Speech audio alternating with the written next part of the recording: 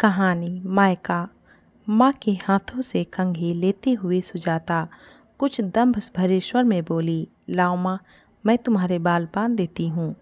सरला देवी कुछ बोली नहीं, चुपचाप कंघी सुजाता के हाथों में थमा दी। कुछ देर सुजाता इंतजार करती रही कि माँ कुछ कहे, कम से कम इतना तो कह ही सकती है। देखो तो बेटी आखिर बेटी होती है। माँ के हाथों से कंघी ले ली, लेकिन बहू तो कभी कहती भी नहीं। लेकिन सरला देवी तो कुछ बोली ही नहीं, न बेटी की प्रशंसा न बहू की बुराई। सुजाता के सब्र का बांध टूट रहा था।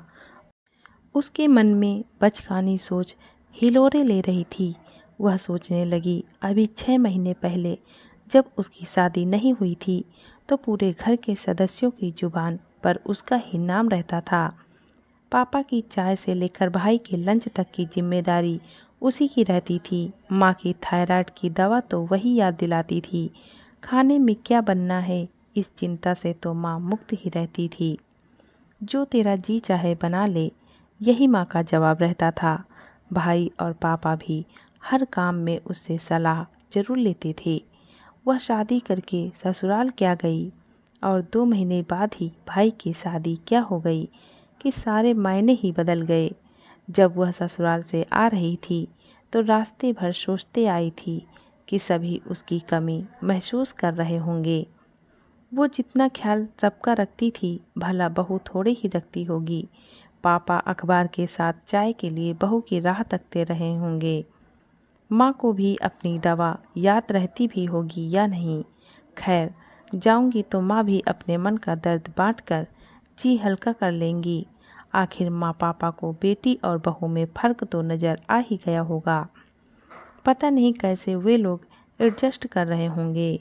यह सोचकर उसका मन भारी हो गया था। लेकिन यहाँ आने पर तो नज़ारा कुछ और ही दिखा। न पापा के चेहरे पर शिकन, न माँ के लबों पर बहू की शिकायतें, ना ही भाई के दिलेर स्वभाव में कोई कमी। सबसे बड़ी बात, ना तो किसी ने उसकी कमी महसूस होने की बात कही और ना ही बहू के किसी अवगुणों की चर्चा। उसे यह सब बहुत नागवार गुजर रहा था। आखिर दुनिया कहती है बहू बहू होती है, बेटी बेटी होती है।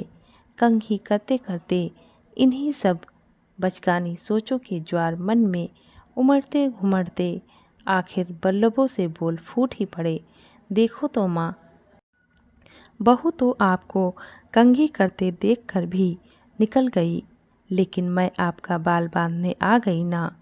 आखिर बेटी बेटी होती है और बहू बहू होती है। सरला देवी उसके हाथों से कंघी लेते हुए बड़े ही सशक्त और दृढ़ स्वर में बोली, हाँ, तुम सच कह रही हो, बहू बहू होती है।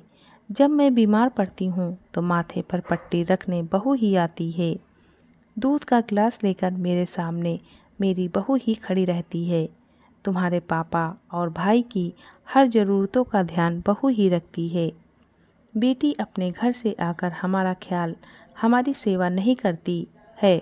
अभी तुम्हारे पास कोई काम नहीं है तो तुम मेरे बाल बांधने आ गई, क्योंकि सारा काम मेरी बहू संभाल रही है। इसमें भी तुम्हें तकलीफ़ है तो लाओ 2 कंघी, मैं अपने बाल स्वयं भी बांध सकती हूँ। माँ का जवाब सुनकर सुजाता हतप्रभ रह गई। वह सोचने लगी, यह कैसा मायका है, न बेटी की प्रशंसा न बहू की बुराई। धन्यवाद।